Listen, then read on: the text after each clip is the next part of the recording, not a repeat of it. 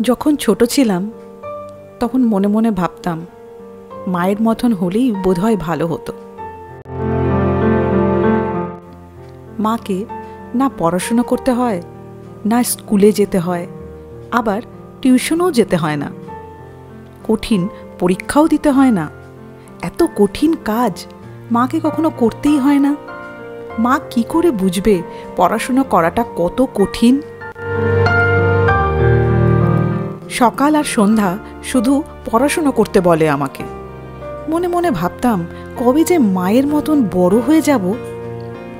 আর আজ মায়ের জায়গায় এসে বুঝতে পারছি কত কঠিন একজন মা হওয়া।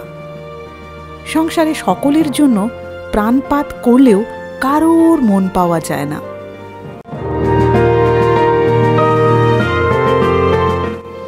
মা বোধহয় শুধু দেওয়ার জন্য, কিছু পাওয়ার জন্য নয়। যখন একা থাকি তখন বলতে ইচ্ছে করে, মা, আমি আবার সেই তোমার ছোট্ট মেয়ে হতে চাই, পড়াশুনো করতে চাই, বড় হতে চাই না তোমার মতন।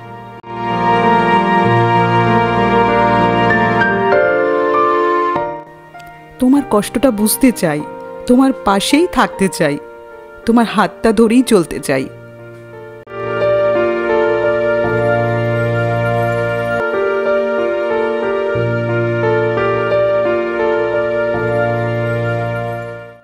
আমি আবার সবকিছু নতুন করে শুরু করতে চাই।